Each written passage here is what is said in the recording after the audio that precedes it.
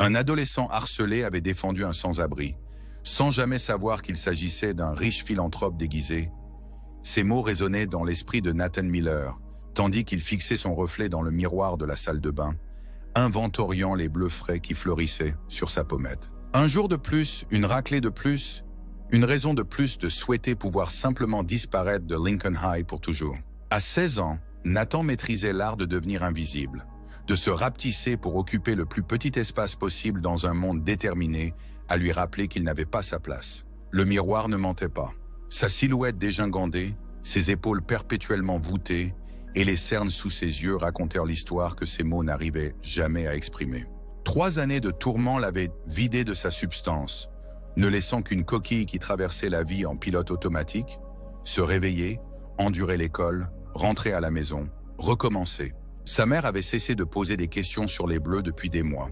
Pas parce qu'elle s'en fichait, mais parce que Nathan était devenu si doué pour mentir que même lui croyait parfois ces histoires de maladresse et d'accidents en cours de sport. Dehors, les vents de novembre faisaient trembler la fenêtre de la salle de bain, parfaitement assortie au vide glacial qui avait élu domicile permanent dans sa poitrine. Nathan tamponna une dernière fois la coupure sur sa lèvre avant de remonter sa capuche sur sa tête, son armure contre le monde. « Nathan, tu vas être en retard, chérie. » La voix de sa mère montait dans l'escalier, chaleureuse mais teintée de ce fil familier d'inquiétude qui semblait tissé dans chacune de leurs interactions ces derniers temps. « J'arrive. » répondit-il grimaçant à la façon dont sa lèvre fendue le brûlait avec ce mot. En bas, la cuisine sentait le café et les toasts, des réconforts ordinaires qui semblaient d'une certaine façon déconnectés de sa réalité. Sa mère se tenait au comptoir, sac repas à la main, sa blouse d'infirmière déjà enfilée pour son service matinal. La voir ainsi, épuisée mais qui essayait encore, toujours en train d'essayer, provoquait la seule étincelle de chaleur qu'il pouvait encore ressentir la plupart du temps. « Je t'ai préparé. » Elle s'interrompit quand elle vit son visage, le pli familier se formant entre ses sourcils. « Oh, Nathan, c'est rien, » dit-il automatiquement, prenant le sac repas de ses mains. « J'ai juste trébuché sur la piste hier. L'entraîneur dit que je dois lever plus les pieds. » Le mensonge flottait entre eux, aussi tangible que la table de cuisine qui séparait leurs corps. Sa mère, parent célibataire depuis que son père était parti quand Nathan avait 7 ans, avait vieilli d'une décennie en 3 ans. Travailler en double service pour les maintenir à flot lui laissait peu d'énergie pour mener des batailles, que Nathan insistait à dire qu'elles n'avaient pas lieu. « Je pourrais parler au principal encore une fois », proposa-t-elle, sachant déjà quelle serait la réponse. « Maman, s'il te plaît. » Les mots sortirent plus sèchement qu'ils ne l'avaient voulu. Ça ne ferait qu'empirer les choses. Ils savaient tous les deux que c'était vrai. Sa dernière tentative de signaler Tyler Jenkins et sa bande avait résulté en 2 semaines de tourments intensifiés et un sac à dos égaré contenant 1 mois de devoirs. Le conseiller scolaire avait offert des platitudes sur « développer la résilience » et suggéré que Nathan essaie de rejoindre un club pour créer des liens, comme si le problème était son manque d'amis plutôt que la campagne systématique pour le briser. La main de sa mère, fraîche et douce, caressa sa joue. « Je veux juste que tu sois heureux à nouveau. » « Je sais. » Il réussit à esquisser un sourire qui n'atteignait pas tout à fait ses yeux. « Ça va vraiment. Ça ira mieux. » Un autre mensonge à ajouter à la collection. Le trajet jusqu'à l'école était un exercice d'évitement minutieusement chronométré. 15 minutes d'avance, et il pouvait se glisser au premier cours avant que Tyler et ses amis se rassemblent près de l'entrée principale. 15 minutes de retard, et il risquait une retenue, mais pourrait éviter le pire de leur attention. Aujourd'hui, les bleus encore frais, Nathan opta pour l'avance. Le matin de novembre mordait à travers son sweat à capuche, ce genre de froid pénétrant qui semblait déterminé à atteindre l'os. À 5 pâtés de maison de chez lui, l'itinéraire prévu de Nathan le menait devant le petit parc où les sans-abri du quartier se rassemblaient parfois. D'habitude, il gardait la tête baissée, évitant le contact visuel, non par peur ou dégoût comme certains de ses camarades de classe, mais par une compréhension silencieuse de ce que signifiait vouloir rester invisible. Aujourd'hui, quelque chose de différent attira son attention. Des voix, fortes, railleuses, familières, portaient à travers l'herbe couverte de givre. L'estomac de Nathan se noua quand il reconnut le rire distinctif de Tyler, suivi des voix plus graves de ses ombres toujours présentes, Marcus et Deon. Il devrait continuer à marcher. Chaque instinct de survie le criait. Quoi qu'il se passe, ce n'était pas son problème. Il avait assez de batailles à lui, mais ses pieds s'arrêtèrent, puis pivotèrent vers le son. À travers les arbres sans feuilles, il pouvait distinguer 3 silhouettes entourant une 4e sur un banc de parc. Même à distance, Nathan reconnut la carrure imposante de Tyler, la veste d'équipe qui symbolisait tout ce que Nathan n'était pas. Athlétique, populaire, intouchable. Marcus et Deon l'encadraient comme des gardes loyaux, leur attention concentrée sur le divertissement qu'ils avaient trouvé ce matin. Nathan se rapprocha, restant derrière les arbres, son cœur battant si fort qu'il était certain qu'il l'entendrait. Alors que la scène devenait plus claire, il retint son souffle. Leur cible était un homme âgé, probablement dans la 60aine, avec un visage buriné par les intempéries partiellement cachées derrière une barbe poivre et sel mal entretenue. Il portait plusieurs couches de vêtements dépareillés, tous montrant des signes d'usure, et était assis à côté d'un sac à dos usé et de plusieurs sacs plastiques contenant ce qui ressemblait à des canettes d'aluminium. L'homme gardait les yeux baissés tandis que Tyler tenait quelque chose juste hors de sa portée. Un sac en papier qui contenait vraisemblablement de la nourriture. « Allez, le vieux !» disait Tyler, sa voix portant cette note de cruauté désinvolte que Nathan ne connaissait que trop bien. « Raconte-nous encore comment tu étais un grand homme d'affaires. » Cette histoire était hilarante. L'homme ne répondit pas, ne leva pas les yeux, ses mains serrées fermement sur ses genoux. « Je pense qu'il invente tout », ajouta Marcus donnant un coup de pied dans le banc qui fit tressaillir le vieil homme. « Il n'a probablement jamais eu de vrai travail, pas vrai? S'il vous plaît. » La voix de l'homme était douce mais claire, avec une dignité inattendue qui semblait déplacée par rapport à son apparence. « C'est mon petit déjeuner. Je ne dérange personne ici. » Tyler balança le sac plus haut. « Tu nous déranges juste en étant là, à empester notre parc. C'est ici que viennent les gens normaux, pas les déchets. » Quelque chose craqua à l'intérieur de Nathan. C'était peut-être d'entendre les mêmes mots qui lui avaient été lancés d'innombrables fois. C'était peut-être la dignité tranquille dans la posture du vieil homme, refusant de supplier même alors que son petit déjeuner était pris en otage. Quelle qu'en soit la raison, Nathan se retrouva à sortir de derrière les arbres, sa voix plus ferme qu'il ne l'avait entendue depuis des années. « Laissez-le tranquille. » 3 têtes se tournèrent simultanément, les expressions de surprise se transformant rapidement en anticipation ravie sur le visage de Tyler. « Eh bien, regardez qui a décidé de se faire pousser une colonne vertébrale. » Lança Tyler, son sourire s'élargissant. « Miller défend les déchets locaux. C'est logique. » Les ordures se serrent les coudes. Les jambes de Nathan tremblaient, mais il continua d'avancer jusqu'à se tenir entre les 3 garçons et le banc. De près, il pouvait sentir l'odeur de l'homme sans abri. Pas la puanteur écrasante qu'il attendait, mais l'odeur plus terreuse de quelqu'un qui se lavait quand c'était possible dans les toilettes publiques, mélangée à la fumée des feux de camp. « Il ne vous a rien fait. Rendez-lui juste sa nourriture et allez à l'école. » Nathan fut étonné de la fermeté de sa voix, même alors que son cœur menaçait d'exploser dans sa poitrine. Tyler s'approcha, dominant Nathan d'au moins 10 cm. « Ou quoi, Miller? Tu vas me forcer? Parce que je me souviens de t'avoir vu recroquevillé en train de pleurer dans les vestiaires hier. Tu as déjà oublié ça? » Le souvenir de cette humiliation brûla en Nathan. Mais plutôt que d'affaiblir sa détermination, cela la renforça d'une certaine manière. Se battre pour lui-même avait toujours semblé impossible, inutile. Mais se tenir là, se battre pour quelqu'un d'autre, ça semblait différent, nécessaire. « Je n'ai pas oublié !» Nathan croisa le regard de Tyler directement pour la première fois depuis des mois. « Mais il ne s'agit pas de moi. Il s'agit de vous 3 qui pensez que c'est acceptable de voler la nourriture de quelqu'un qui n'a rien. Quel genre de personne ça fait de vous ?» Derrière lui, il entendit l'homme sans abri bouger sur le banc. Les yeux de Tyler vacillèrent entre Nathan et l'homme, momentanément incertain face à cette résistance inattendue. Marcus s'avança. « On n'a qu'à leur donner une leçon à tous les deux, Ty. 2 pour le prix d'1. » Tyler sembla considérer cela, puis secoua la tête, jetant le sac en papier sur le sol où il atterrit avec un bruit sourd. « Non, on va être en retard à l'entraînement. En plus, » il se pencha assez près pour que Nathan puisse sentir le chewing-gum à la menthe dans son haleine. « J'aime garder le meilleur pour la fin. On se voit au déjeuner, Miller ?» La menace resta suspendue dans l'air alors que Tyler reculait, pointant 2 doigts vers ses propres yeux puis vers Nathan, dans le geste universel « Je te surveille ». Marcus et Deon suivirent, ce dernier poussant l'épaule de Nathan assez fort pour le faire trébucher en passant. Nathan resta figé jusqu'à ce qu'il disparaisse au coin de la rue, l'adrénaline quittant son corps si rapidement que ses genoux faillirent fléchir. Qu'avait-il fait? Demain serait insupportable maintenant. Il avait brisé la règle cardinale de survie. N'attire pas l'attention, ne riposte pas. « Merci !» La voix derrière lui était douce mais claire, et Nathan se retourna pour voir l'homme sans abri récupérer soigneusement son sac en papier, vérifiant son contenu. De près, Nathan remarqua des détails qu'il avait manqués de loin. Les yeux de l'homme étaient d'un bleu-gris saisissant, clair et intelligent malgré le visage buriné qui les entourait. Ses mains, bien que sales, bougeaient avec une grâce délibérée. Et bien que ses vêtements soient certainement usés, ils étaient étonnamment propres compte tenu de sa situation. « Ce n'était rien », murmura Nathan, soudain mal à l'aise avec une gratitude qu'il ne sentait pas mériter. Après tout, il avait passé des mois à endurer silencieusement les tourments de Tyler sans jamais lui tenir tête.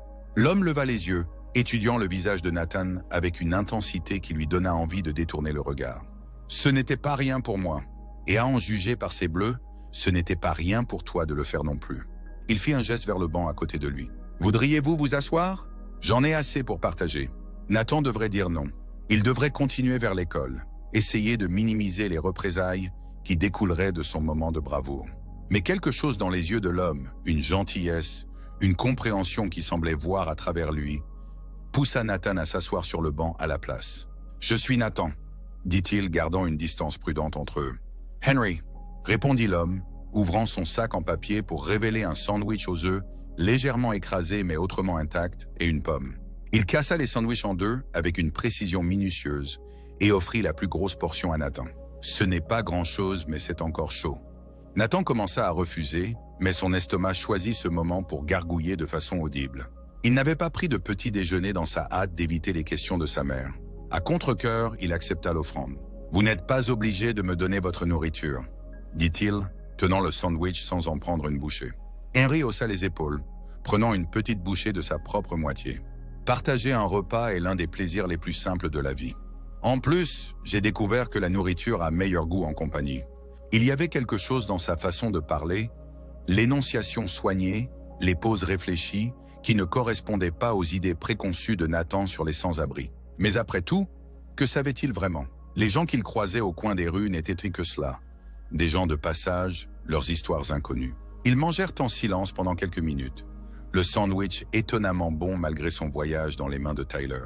Nathan se sentit se détendre progressivement, la tension de la confrontation s'estompant lentement. « Ils vous font mal régulièrement », dit finalement Henry. Ce n'était pas une question. Nathan se raidit, levant instinctivement une main vers l'ecchymose sur sa joue. « Ce n'est pas grave. » Henry prit une autre bouchée, mâchant pensivement. « Vous savez, quand les gens disent que quelque chose n'est pas grave, cela signifie généralement que c'est si grave qu'ils ne savent pas comment en parler. » Cette simple observation frappa avec une force inattendue. Nathan fixa le dernier morceau de son sandwich, la gorge soudain serrée. « Parler n'aide pas. Rien n'aide. Peut-être pas encore, » concéda Henry sa voix douce. « Mais ce que vous avez fait aujourd'hui, défendre quelqu'un d'autre alors que vous avez du mal à vous défendre vous-même, c'était remarquable. » Nathan haussa les épaules, mal à l'aise avec les compliments. « Je devrais aller à l'école. » Henry hocha la tête, fouillant dans sa poche pour sortir une pierre grise lisse, polie jusqu'à un éclat doux. Il la tendit à Nathan. « Prends ça. Ce n'est rien de précieux, juste quelque chose que j'ai trouvé près de la rivière. Mais parfois, porter un petit rappel d'un moment où tu as été courageux peut t'aider à retrouver ce courage. » Nathan hésita, puis accepta la pierre. Elle s'ajustait parfaitement dans sa paume, fraîche et d'une certaine façon réconfortante. « Merci. Peut-être qu'on se reverra, » dit Henry rassemblant ses quelques affaires. Même banc, la plupart des matins. Nathan mit la pierre dans sa poche et se leva, passant son sac à dos sur son épaule. « Peut-être !» Il se tourna pour partir, puis hésita. « Fais attention à ces types. Ils sont pires qu'ils n'en ont l'air. » Les yeux d'Henry se plissèrent au coin. « J'ai survécu à de pires tempêtes. Ne t'inquiète pas pour moi, Nathan. » Alors que Nathan s'éloignait, il fut frappé par l'étrange sentiment qu'il venait de vivre quelque chose de significatif, bien qu'il n'aurait pas pu expliquer pourquoi. La pierre dans sa poche semblait pulser de chaleur contre sa jambe. Un petit talisman contre la journée qui l'attendait. Il était en retard au premier cours, récoltant un regard désapprobateur de Madame Henderson, mais pour une fois, il le remarqua à peine. Ses pensées revenaient sans cesse au banc du parc, à l'homme sans abri qui parlait avec la cadence mesurée de quelqu'un habitué à être écouté, qui avait regardé Nathan non pas avec pitié, mais avec reconnaissance. Le reste de la matinée passa dans un flou. Nathan se déplaçait dans les couloirs avec sa vigilance habituelle et prudente, mais l'embuscade attendue de Tyler et ses amis ne se matérialisa jamais. À l'heure du déjeuner, le nœud d'anxiété dans son estomac s'était resserré si fort qu'il ne pouvait pas imaginer manger. Au lieu de se diriger vers la cafétéria, il se glissa par une porte latérale et trouva un endroit tranquille derrière le gymnase, pressant son dos contre le mur de briques et fermant les yeux. Sa main trouva la pierre dans sa poche, ses doigts traçant sa surface lisse. Comment Henry l'avait-il appelé? Un rappel de courage. Nathan faillit rire de cette idée. Un moment de résistance aux intimidateurs n'effaçait pas 3 années de lâcheté. Cela ne changeait pas qui il était. Une cible, une victime, invisible sauf quand il était utile comme divertissement. Te voilà. Nathan ouvrit brusquement les yeux. Tyler se tenait à 3 mètres, seul pour une fois, les mains enfoncées dans les poches de sa veste d'athlète.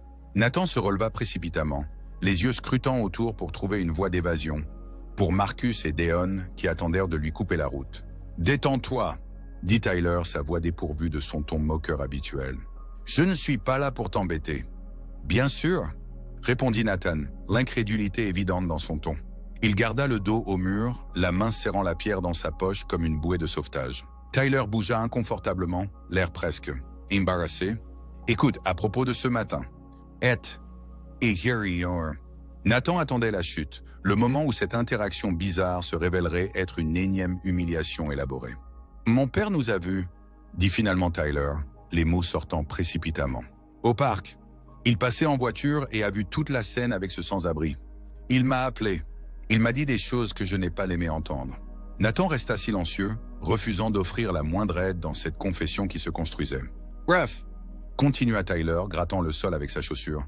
« Il a dit que s'il entendait encore parler de moi en train de harceler quelqu'un, sans abri ou pas, il me retirerait de l'équipe de baseball. Et qu'il avait honte. » Les derniers mots sortirent plus doucement, révélant une vulnérabilité que Nathan n'avait jamais associée à Tyler Jenkins. « Alors quoi? Tu veux que j'aie pitié de toi maintenant ?» Nathan retrouva sa voix teintée d'une amertume qu'il ne pouvait réprimer. « Non. » Tyler croisa son regard directement. « Je voulais dire que je suis désolé. Pour tout, c'était merdique ce qu'on t'a fait. Ce que j'ai fait. » L'excuse flotta dans l'espace entre eux, si inattendu que Nathan ne savait pas comment réagir. Une partie de lui voulait exploser, renvoyer 3 années de tourments au visage de Tyler.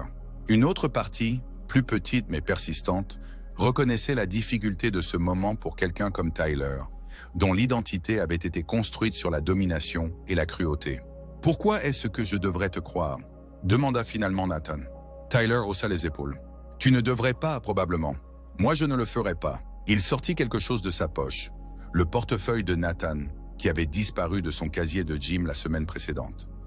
« Tiens, tout y aide encore. » Nathan le prit prudemment, vérifiant à l'intérieur pour trouver sa carte d'étudiant et les $20 que sa mère lui avait donnés pour la semaine encore là. « Ça ne répare rien, » dit Nathan, bien que la colère ait quitté sa voix. « Je sais. » Tyler recula, les épaules voûtées dans un miroir inconscient de la posture habituelle de Nathan. « Juste, je suis désolé, et ça n'arrivera plus. Pas de ma part en tout cas. Je ne peux rien promettre pour Marcus et Deon, mais... » Il s'interrompit, visiblement mal à l'aise avec sa propre impuissance. Avant que Nathan puisse répondre, la sonnerie retentit, signalant la fin de la pause déjeuner. Tyler fit un petit signe de tête, puis se retourna et s'éloigna, laissant Nathan debout contre le mur, le portefeuille dans une main, la pierre dans l'autre, et un sentiment nouveau et inconnu qui grandissait dans sa poitrine. Ce n'était pas du pardon, les blessures étaient trop fraîches, trop profondes pour cela.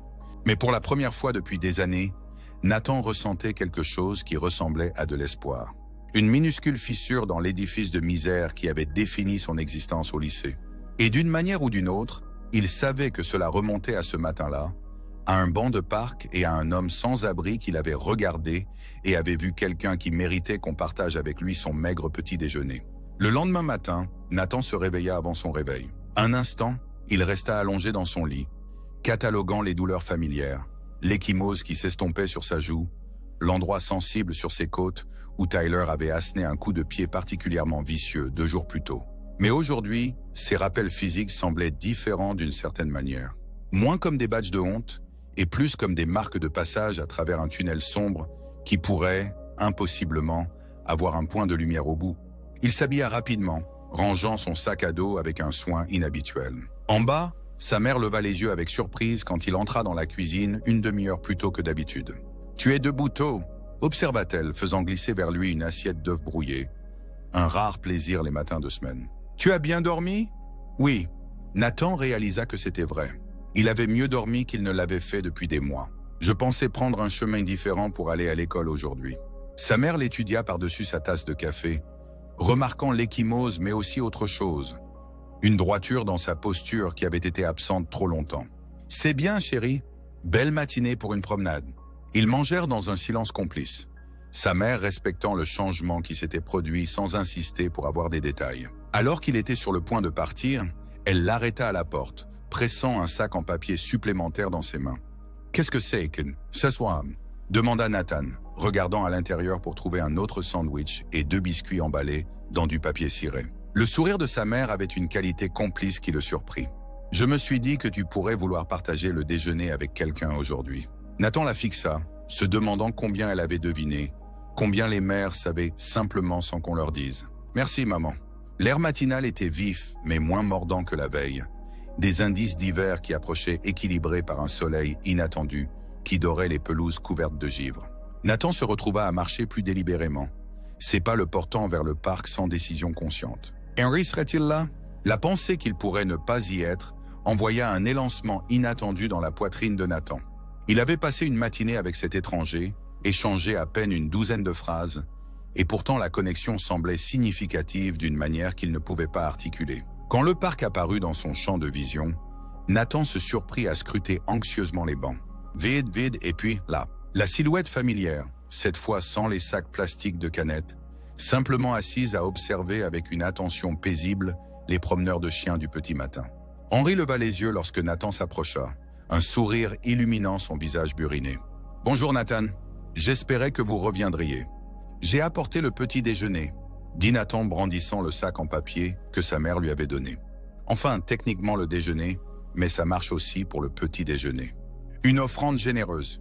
Henry tapota l'espace à côté de lui. « S'il vous plaît, rejoignez-moi. » Nathan s'assit, se sentant étrangement à l'aise tandis qu'il déballait le sandwich, le coupant en 2 exactement comme Henry l'avait fait la veille. C'est du beurre de cacahuète et de la confiture. Rien de sophistiqué. Parfois, les choses les plus simples sont les plus satisfaisantes. Henry accepta sa portion avec un hochement de tête reconnaissant. « Comment s'est passée votre journée hier? Après notre rencontre ?» Nathan hésita. Les événements avec Tyler encore trop récents, trop déroutants pour être pleinement assimilés. Bizarre. Mais peut-être du bon bizarre. Je ne sais pas encore. Henry hocha la tête comme si cela avait parfaitement du sens. L'univers fonctionne souvent selon des schémas surprenants. Une petite action peut créer des ondulations que nous n'avons jamais anticipées. Ils mangèrent dans un silence confortable pendant un moment, regardant le parc s'animer lentement autour d'eux, les joggeurs sur le sentier, les oiseaux se disputant les miettes, le rythme d'une ville qui se réveille. Nathan se surprit à étudier Henry plus attentivement qu'il ne l'avait fait la veille. Malgré les vêtements usés et la barbe négligée, il y avait une dignité indéniable chez cet homme. Un équilibre qui faisait que son état de sans-abri semblait presque être un choix plutôt qu'une circonstance. « Puis-je vous demander quelque chose? » « Thank you » hasarda finalement Nathan. « Bien sûr. Hier, ces types, ils ont dit quelque chose à propos de vous prétendant être un homme d'affaires. Était-ce vrai? » Et ce... Les yeux d'Henry se plissèrent au coin, l'amusement et quelque chose de plus profond, peut-être de la tristesse, traversant son visage. Dans une autre vie, oui. J'avais un bureau avec vue, des costumes coûteux, des gens qui répondaient quand j'appelais. Il brossa quelques miettes de sa barbe. Cela vous surprend-il? Ça le surprenait, bien que Nathan eût honte de l'admettre. Comment avez-vous fini? Ici? Il fit un geste vague vers le banc, vers le sac à dos usé d'Henry. La vie suit rarement les chemins que nous attendons, Nathan. La voix d'Henry prit une qualité contemplative. J'ai fait des choix, certains bons, beaucoup de mauvais. J'ai valorisé les mauvaises choses, fait confiance aux mauvaises personnes. Et puis, quand tout s'est effondré, j'ai découvert que ce que je pensais être un filet de sécurité était en réalité fait de soie d'araignée. Beau mais finalement trop fragile pour me rattraper. La description poétique captiva l'attention de Nathan, renforçant son impression qu'Henry était différent de tous les sans-abri qu'il avait rencontrés auparavant. « Mais tu sais, » continua Henry en regardant vers le parc, « tout perdre à sa propre forme de liberté. Ça enlève les faux-semblants. Ça te montre qui se soucie vraiment de toi et ce qui compte vraiment. »« Mais ça ne te manque pas, Sherlock ?» demanda Nathan. Avoir une maison, un travail, ne pas avoir à dormir dehors. Le sourire d'Henry ne contenait aucune amertume. Il y a des conforts qui me manquent, certainement. Une douche chaude quand j'en ai envie. Un lit moelleux. Mais j'ai trouvé d'autres conforts. La communauté parmi ceux que la société ignore, les moments de gentillesse inattendus, le simple plaisir de regarder le lever du soleil sans s'inquiéter des notifications d'email. Nathan essaya d'imaginer une telle perspective. Trouver la paix après avoir tout perdu. Cela semblait impossible, pourtant le calme d'Henry était indéniable. « Et toi, Nathan ?» Henry tourna ses yeux perçants vers lui. « De quoi rêves-tu de devenir ?» La question prit Nathan au dépourvu. Personne ne lui avait demandé ses rêves depuis si longtemps. Les professeurs demandaient ses projets d'études, sa mère ses notes et candidatures, mais ses rêves, ceux-ci avaient semblé être des luxes qu'il ne pouvait pas se permettre alors qu'il survivait simplement chaque jour. « Je voulais concevoir des jeux vidéo », admit-il, se sentant puéril même en le disant. « J'aime coder, créer des mondes où les choses ont du sens, où les actions ont des conséquences prévisibles. » Une noble ambition, dit Henry avec une telle sincérité que Nathan ressentit une bouffée de plaisir. Créer des espaces où d'autres peuvent trouver l'aventure et le sens. C'est probablement stupide, se rétracta Nathan, la vieille habitude de se diminuer difficile à briser. Pas exactement sauver le monde. Henry considéra ceci. Qu'est-ce qui te fait penser que l'art ne sauve pas le monde? Les histoires, les jeux, la musique, ces choses nous soutiennent dans nos moments les plus sombres. Elles nous rappellent notre humanité quand nous en avons le plus besoin. Nathan n'y avait jamais pensé de cette façon. Les jeux vidéo avaient certainement été son échappatoire pendant les pires périodes de harcèlement, des mondes où il avait du pouvoir et de la force. Cela l'avait-il sauvé d'une petite façon? « Je devrais aller à l'école », dit-il soudain conscient de l'heure. « Mais peut-être que je te verrai demain. » Le sourire d'Henry s'approfondit. « J'aimerais beaucoup ça, Nathan. » Alors que Nathan se levait pour partir, Henry fouilla dans sa poche et en sortit quelque chose de petit et brillant. Un morceau de verre poli par la mer, ses bords adoucis par des années de roulement océanique, sa couleur d'un bleu vibrant qui captait la lumière matinale. « Un autre trésor de la rivière, tu ?» demanda Nathan, l'acceptant avec des doigts précautionneux. « Du verre poli », corrigea Henry, « de la côte Pacifique. Un rappel que même les choses brisées peuvent redevenir belles avec suffisamment de temps et de patience. » Nathan le glissa dans sa poche à côté de la pierre d'hier, les deux petits trésors s'entrechoquant doucement. « Merci. » En s'éloignant, Nathan se surprit à attendre déjà avec impatience la conversation du lendemain, à vouloir en apprendre davantage sur cet homme énigmatique dont la sagesse semblait en contradiction avec sa situation. Et pour la première fois depuis des années, la perspective d'un nouveau jour ressemblait à une opportunité plutôt qu'à un test d'endurance. Les 3 semaines suivantes établirent un rythme qui devint progressivement le fondement des journées de Nathan. Chaque matin, il se réveillait tôt, préparait un déjeuner supplémentaire.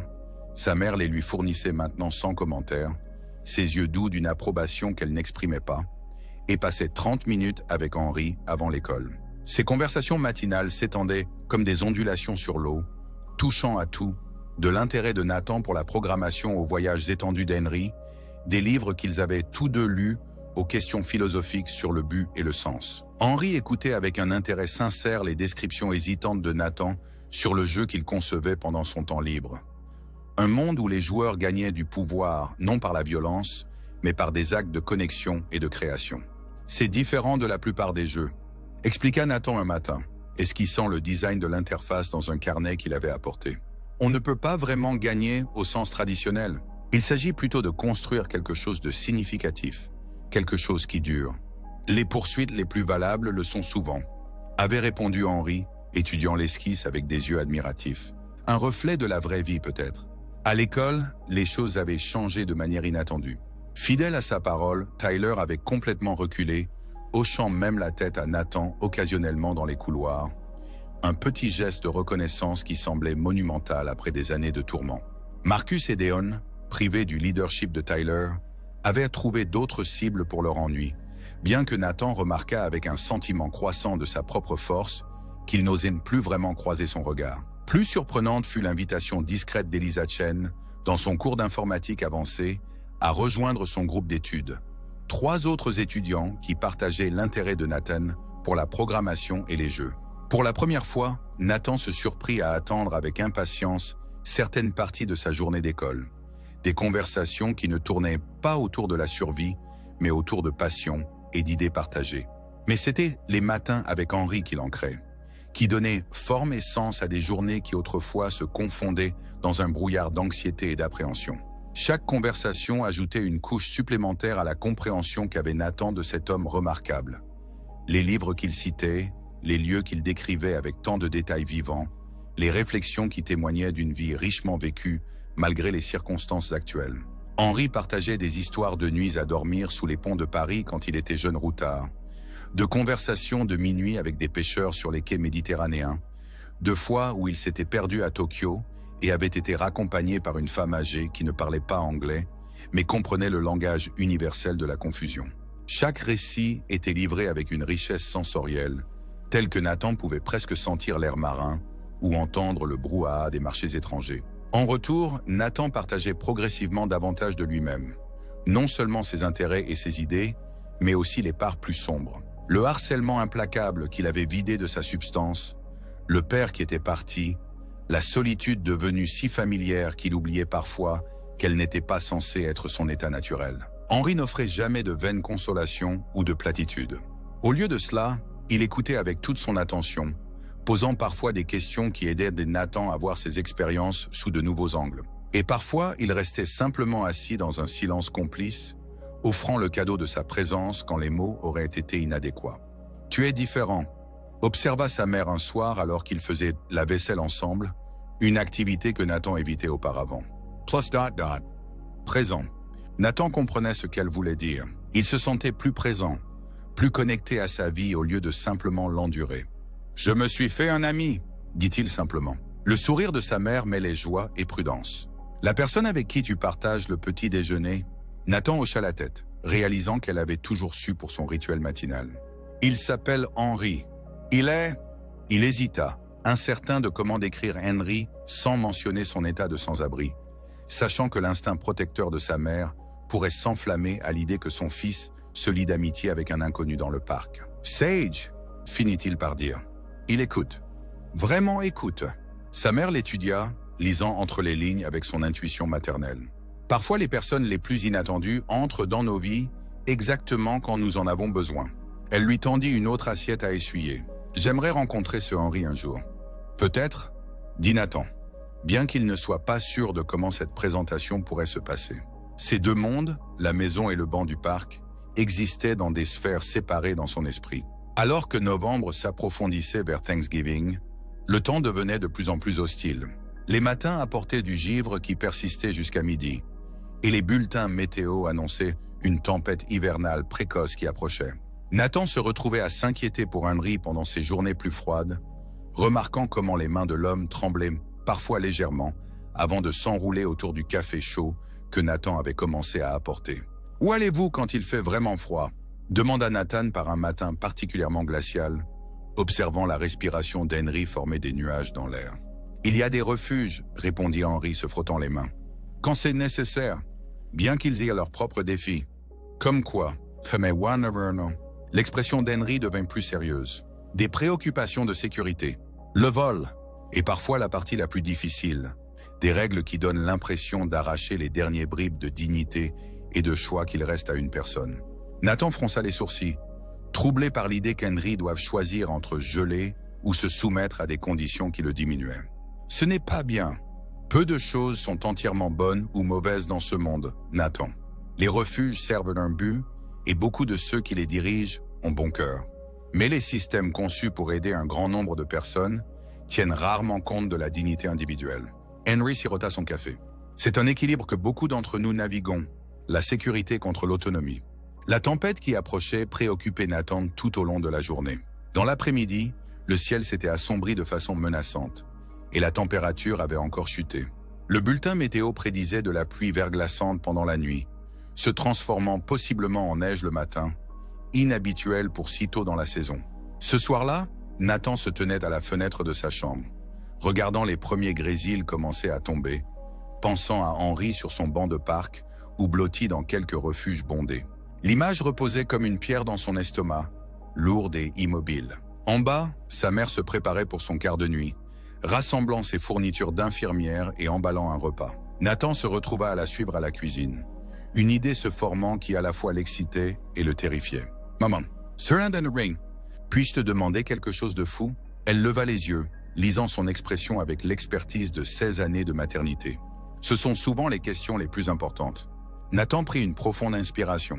Mon ami Henry, il est sans abri. Et avec cette tempête qui arrive, je me demandais si peut-être il pourrait rester dans notre chambre d'amis. Juste pour une nuit ou deux. Les mains de sa mère s'immobilisèrent sur son sac repas. Nathan continua précipitamment avant qu'elle puisse répondre. Je sais que ça sonne fou, inviter un étranger à rester. Mais ce n'est plus vraiment un étranger maintenant. Et il est différent de ce que tu pourrais penser.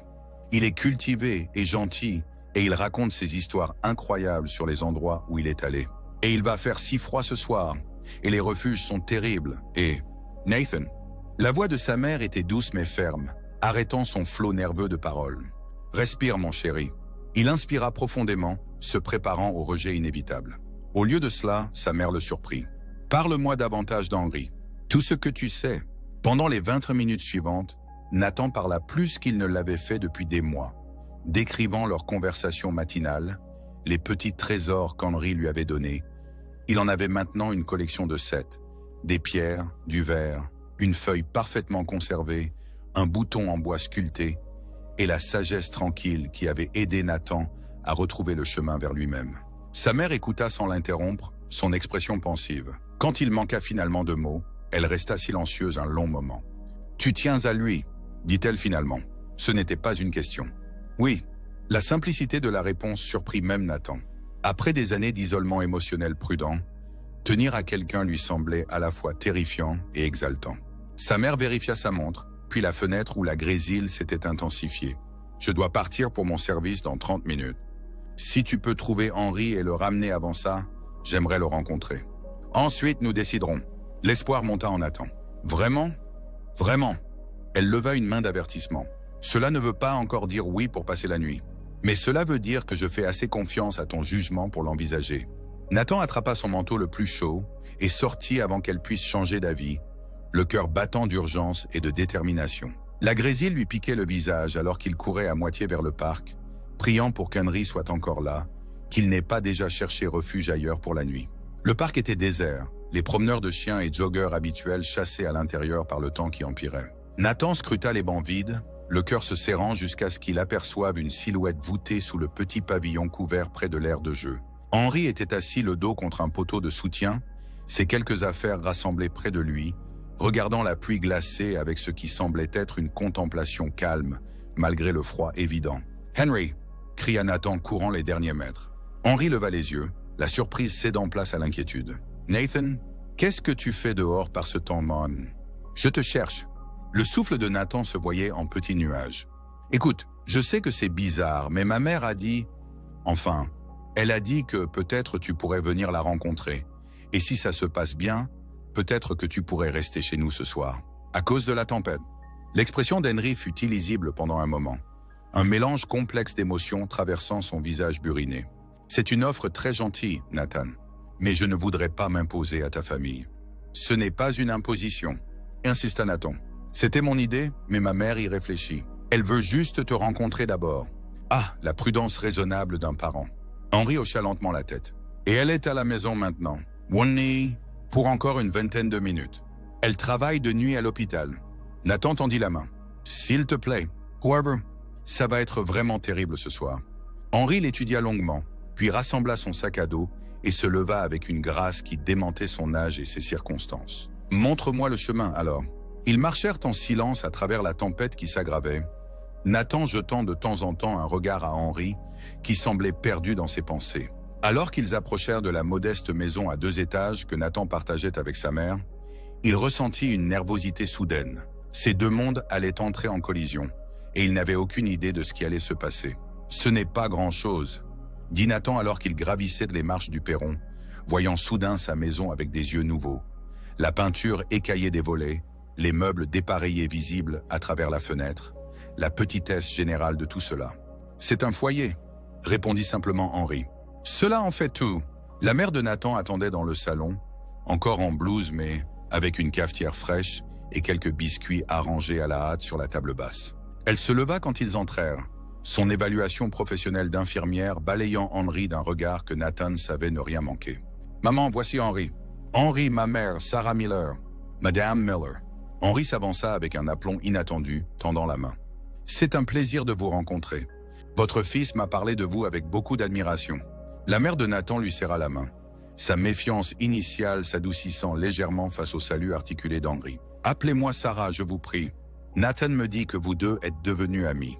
Votre fils a eu la gentillesse de partager ses petits déjeuners et ses réflexions avec moi.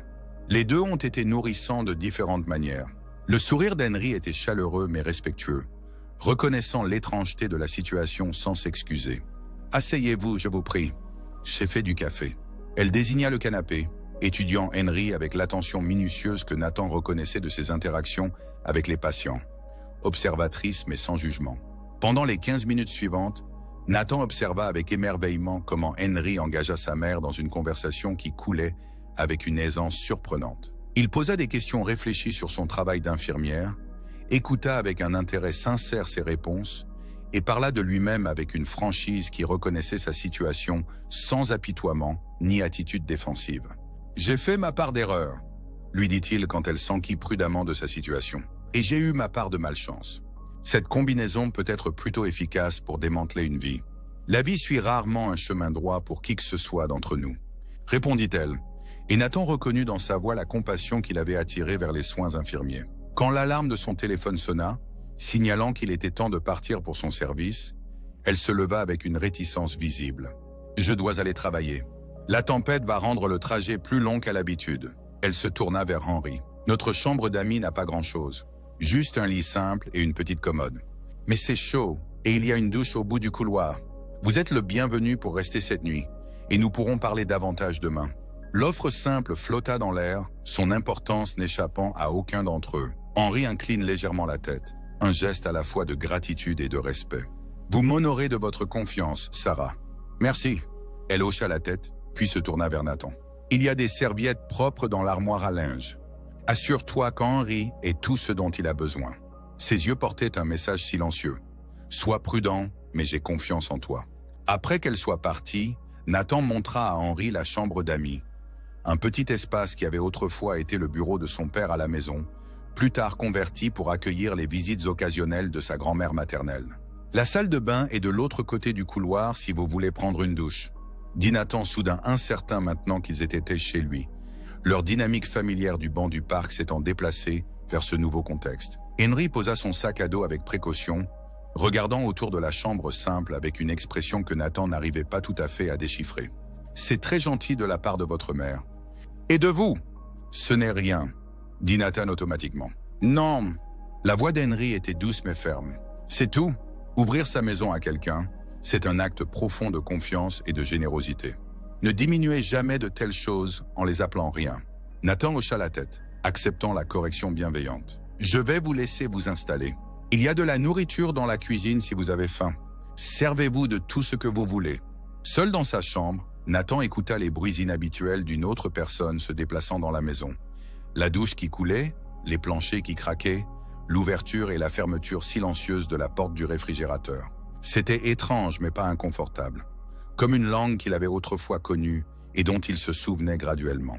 Plus tard, quand la tempête s'était intensifiée pour devenir un véritable assaut hivernal dehors, Nathan trouva Henry assis dans le salon, fraîchement douché, sa barbe taillée avec soin, portant les mêmes vêtements mais ayant l'air d'une certaine façon plus digne, plus lui-même, sans cette couche de crasse du parc. « Votre mère a un excellent goût en matière de livres », observa Henry, faisant un geste vers l'étagère surchargée qui dominait un mur. « Ouais, elle lit toujours quand elle ne travaille pas. » Nathan s'assit dans le fauteuil en face de lui. « Je peux vous demander quelque chose, maman ? » ?»« Bien sûr.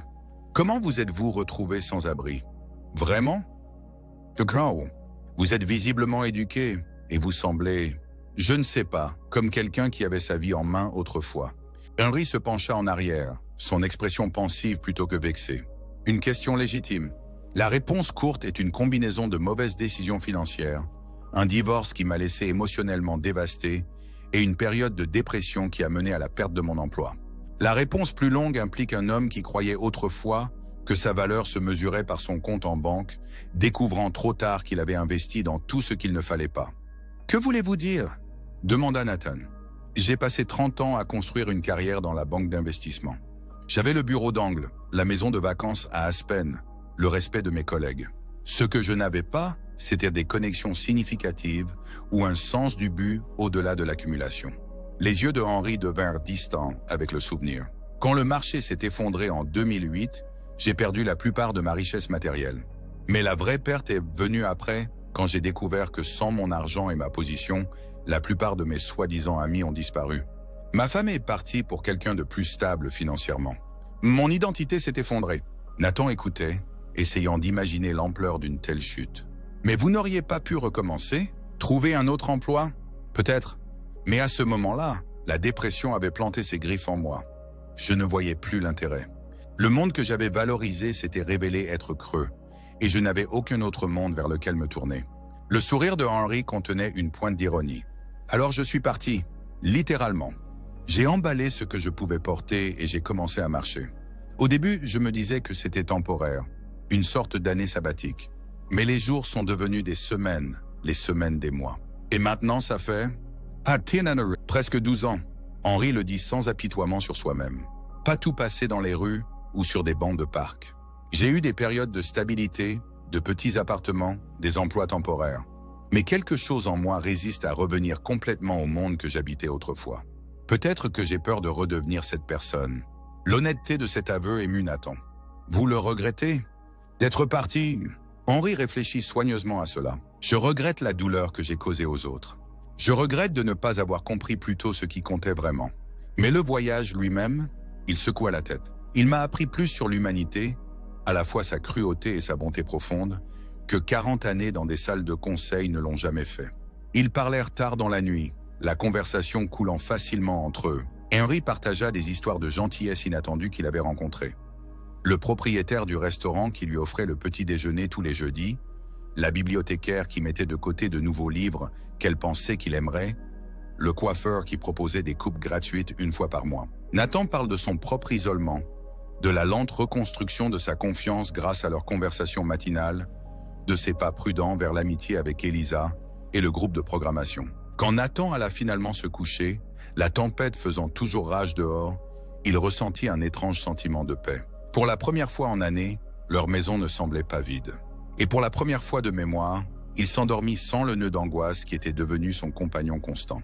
La tempête continua pendant 3 jours, déversant 20 cm de neige et créant des pannes de courant dans toute la ville.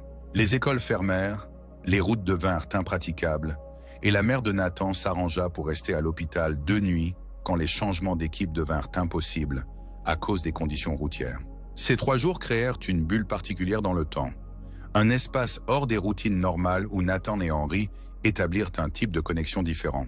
Ils cuisinèrent ensemble des repas simples, Henry révélant des talents culinaires inattendus avec les ingrédients limités disponibles.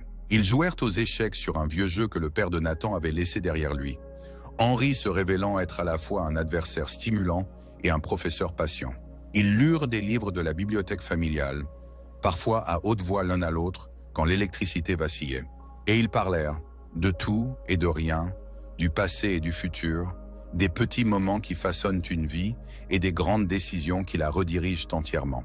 Quand la mère de Nathan réussit finalement à rentrer à la maison le 3e soir, épuisée mais soulagée de les trouver tous les deux sains et saufs et la maison intacte, quelque chose avait changé dans leur dynamique triangulaire. Henry aida à préparer un repas chaud pour elle, se déplaçant dans la cuisine avec la familiarité confortable de quelqu'un qui y avait sa place. Nathan remarqua comment la politesse initiale de sa mère s'était adoucie en une chaleur sincère, comment elle écoutait les histoires d'Henry avec la même appréciation que Nathan avait développée. Après le dîner, quand Nathan était monté vérifier un projet de programmation, il surprit leur conversation tranquille depuis la cuisine. « Il est différent », disait sa mère. « Plus confiant, plus lui-même. »« Nathan a une force remarquable », répondit Henry. « Il avait juste besoin qu'on le lui rappelle. Avant de te rencontrer, il parlait à peine. Il rentrait avec des bleus qu'il ne voulait pas expliquer. Je le perdais et je ne savais pas comment le ramener. » Une pause, puis la voix d'Henry, douce mais ferme. « Vous ne l'avez pas perdu. Vous lui avez donné l'espace pour trouver son chemin, ce qui demande sa propre forme de force.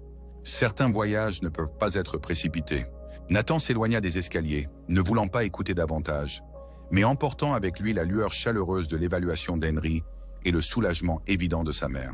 Quand les routes se dégagèrent et que la vie normale reprit, un nouveau rythme s'établit. Henry continua à rester dans la chambre d'amis. D'abord, juste jusqu'à ce que le temps s'améliore, puis pendant le week-end, et graduellement sans aucune condition du tout. Il contribuait comme il le pouvait, cuisinant les repas, s'occupant des réparations dans la maison que la mère de Nathan avait remise à plus tard, offrant des conversations réfléchies à la fin de ses quarts épuisants. À l'école, la transformation de Nathan continua. Le groupe de programmation s'agrandit pour inclure des réunions régulières au déjeuner, et Nathan se trouva à contribuer des idées, menant même parfois des discussions sur les principes de conception de jeu. Tyler maintint ses distances, mais c'était différent maintenant. Moins par peur et plus par une reconnaissance mutuelle qu'ils avaient tous les deux changé.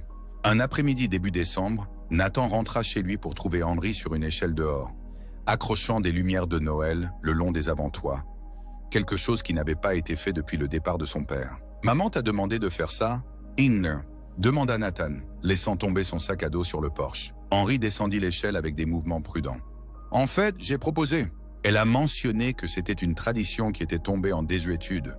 Il désigna la guirlande partiellement accrochée. « Tu veux m'aider ?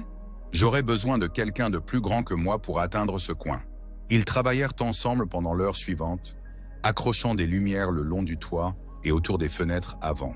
Nathan se retrouva à partager des souvenirs de Noël précédents.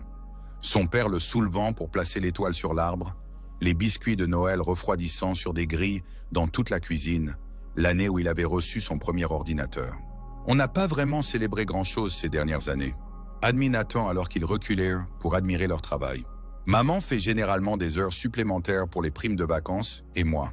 Je ne sais pas, ça ne semblait pas valoir l'effort. Henry hocha la tête, comprenant sans juger. Les fêtes ont le don d'amplifier à la fois la joie et la perte. Peut-être que cette année pourrait être différente. Et d'une certaine façon, ce fut le cas.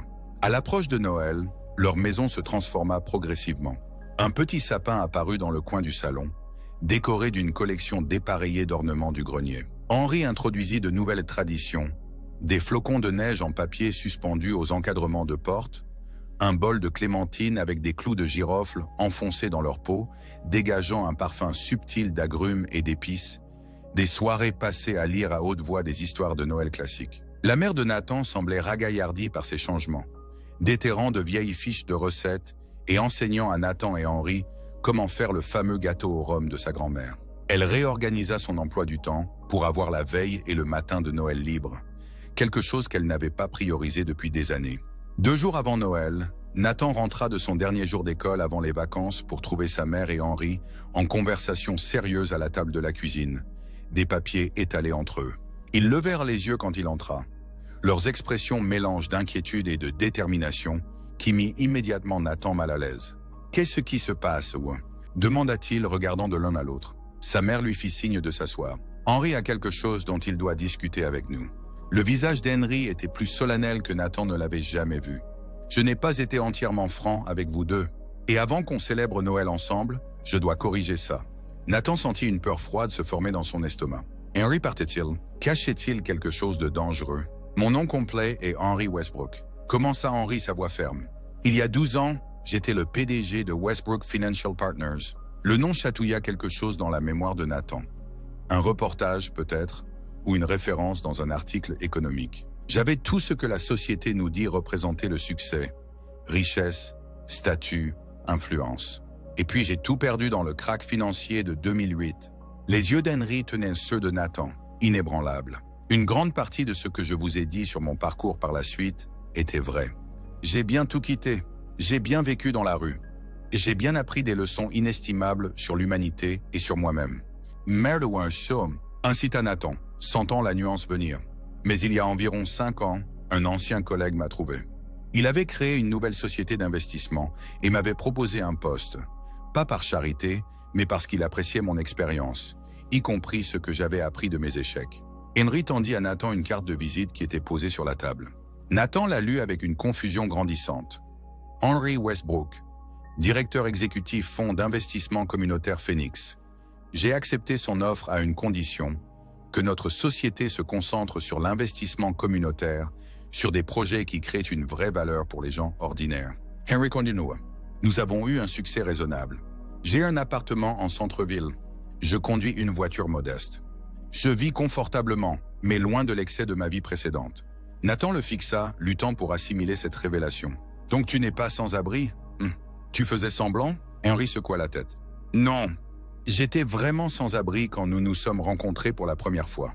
Je passe une semaine chaque trimestre à vivre dans la rue, sans argent, sans téléphone, sans ressources au-delà de ce à quoi une personne vraiment sans abri aurait accès. Cela me garde les pieds sur terre, me rappelle ce qui compte. Cela garantit que je n'oublie jamais les gens que notre fonds est censé servir. Mais pourquoi faire semblant avec nous? Demanda Nathan, la blessure perçant dans sa voix. Pourquoi continuer à rester ici si tu as ton propre logement? C'est là que j'ai vraiment été trompeur, et je suis profondément désolé. La voix d'Henry s'adoucit avec un regret sincère. Quand tu m'as invité à entrer pendant la tempête, j'aurais dû expliquer. Mais à ce moment-là, j'avais appris à tenir à vous deux, et égoïstement, je voulais maintenir notre lien. Plus le temps passait, plus il devenait difficile de révéler la vérité. La mère de Nathan tendit la main par-dessus la table, couvrant la main de Nathan avec la sienne. Henry est venu me voir ce matin et a tout expliqué. Il propose de nous aider, Nathan. Nous aider comment? Demanda Nathan, essayant encore de concilier le Henry qu'il connaissait avec cette nouvelle information. Henry fit glisser un dossier sur la table. Ta mère m'a parlé de tes préoccupations concernant l'université. Comment tu as limité tes candidatures aux universités d'État à cause de contraintes financières? Ma fondation a un programme de bourse pour les étudiants prometteurs intéressés par la technologie et le design. J'aimerais te proposer ta candidature. Nathan fixa le dossier sans l'ouvrir. C'est pour ça que tu es devenu mon ami? Pour trouver des candidats pour des bourses? Merci. Non. La réponse d'Henry fut immédiate et ferme. Je suis devenu ton ami parce que tu as montré un courage extraordinaire ce matin-là dans le parc. Tu as défendu quelqu'un que tu pensais ne pouvait pas se défendre lui-même, malgré tes propres peurs. Tout ce qui a suivi nos conversations, notre lien, c'était réel, Nathan. Ma tromperie concernait ma situation actuelle, pas qui je suis ou ce que je ressens pour toi. La pièce devint silencieuse tandis que Nathan assimilait tout. Une partie de lui se sentait trahie, manipulée. Une autre partie reconnaissait le lien authentique qu'ils avaient formé, les changements positifs dans sa vie depuis qu'il avait rencontré Henry. Et une troisième partie, petite mais persistante, se demandait si cela importait qui était Henry maintenant, étant donné qui il avait été pour Nathan ces dernières semaines. « J'ai besoin de temps », dit finalement Nathan en se levant. Pour réfléchir à tout ça, sa mère et Henry hochèrent tous les deux la tête, aucun des deux n'essayant de l'arrêter tandis qu'il attrapait son manteau et se dirigeait vers la porte. L'air de décembre lui mordit le visage alors que Nathan marchait sans destination, son esprit rejouant chaque conversation avec Henry, cherchant des indices qu'il aurait pu manquer, des manipulations qu'il aurait pu négliger. Il se retrouva au parc, la neige recouvrant encore une grande partie du sol, leur banc vide et froid. Nathan balaya la neige du siège et s'assit, sortant la collection de petits trésors qu'Henry lui avait donnés au fil des semaines, la pierre lisse, le ver de mer, le bouton sculpté et d'autres.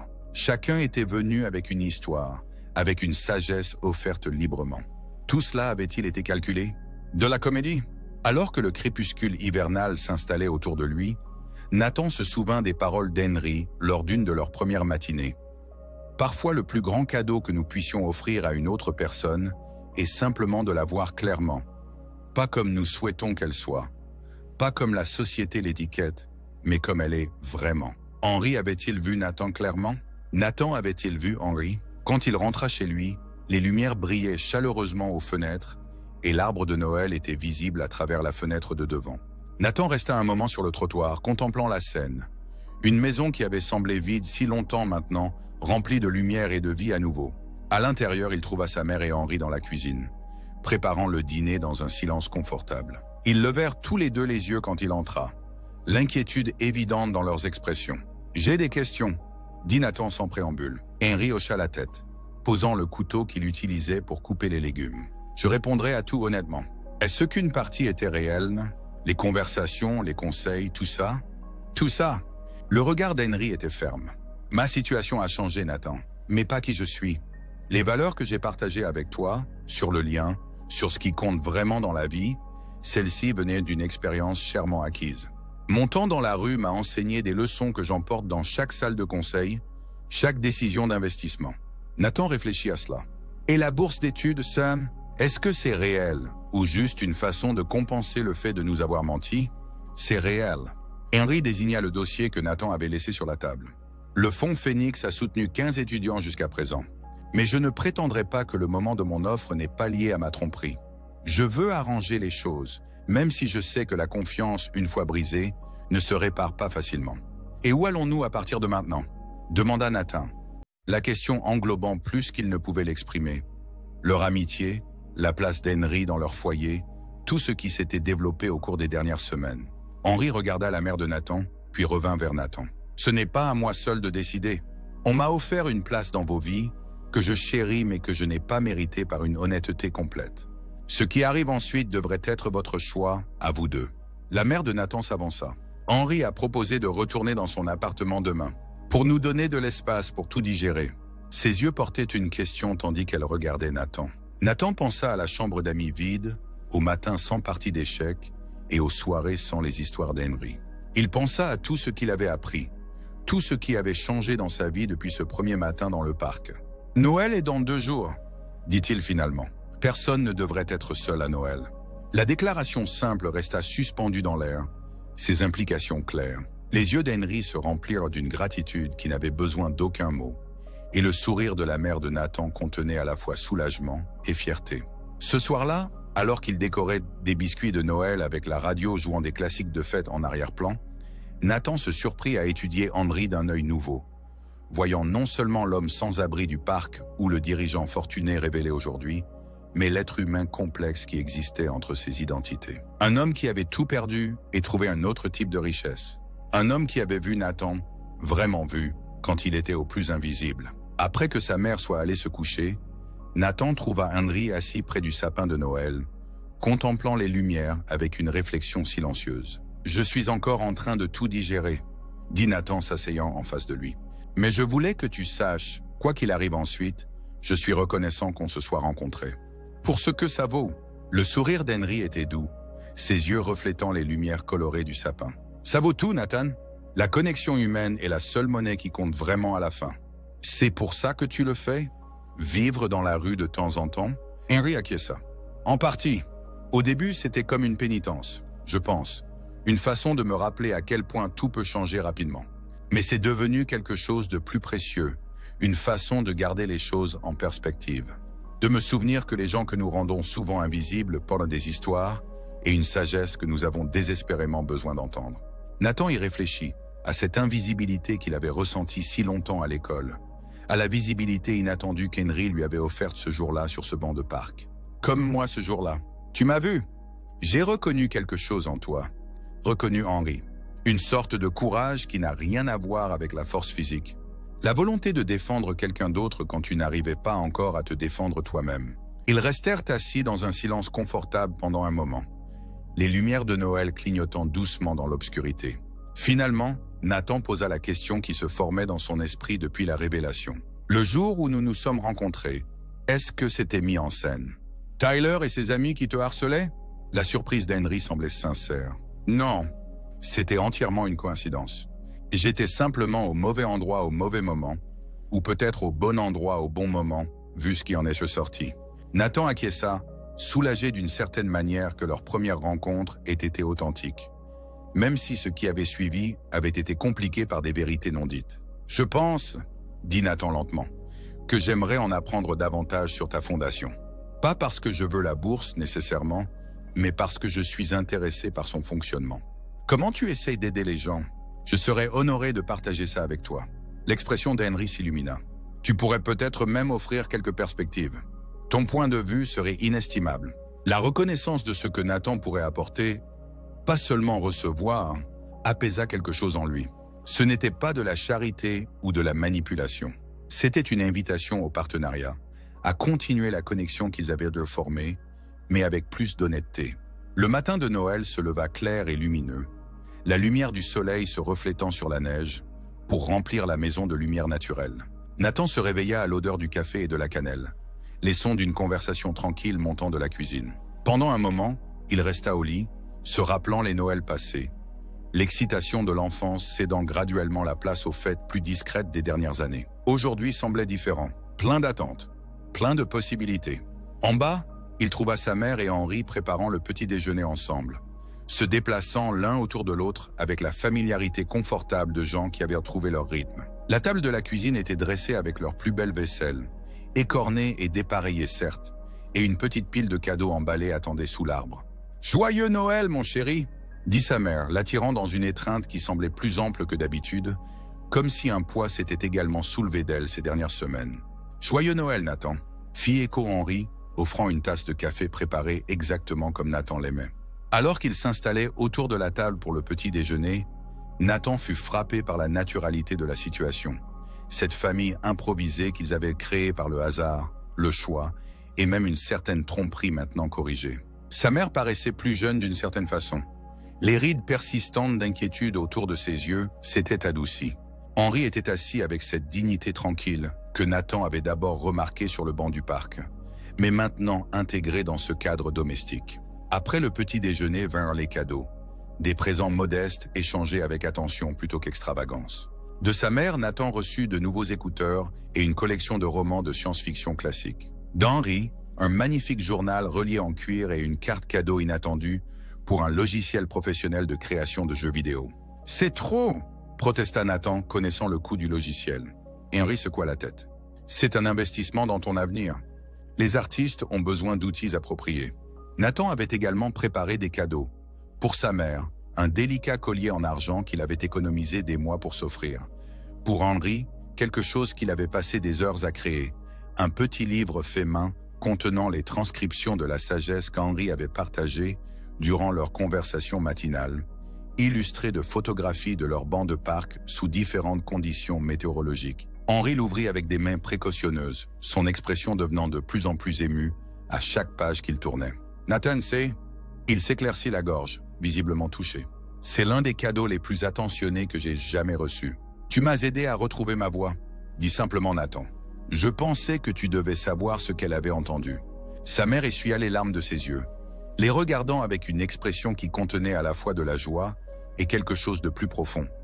Peut-être la reconnaissance du chemin qu'ils avaient tous parcouru depuis cette première nuit orageuse. Plus tard, alors qu'ils préparaient ensemble le dîner de Noël, Nathan se surprit à contempler l'étrange chemin qui les avait menés ici. Un moment de courage dans un parc. Un homme sans abri qui n'était pas entièrement ce qu'il semblait être. Une tempête qui força de nouvelles connexions.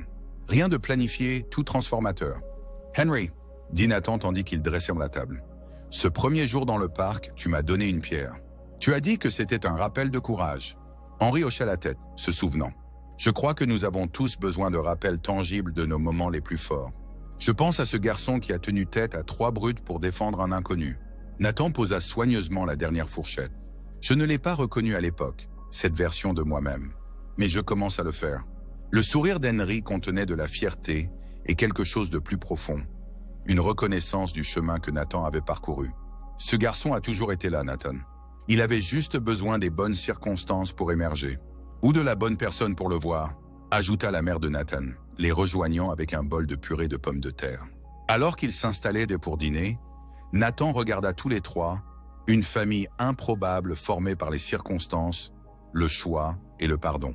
Il pensa au titre qui avait résonné dans son esprit ce premier matin, en regardant son reflet meurtri.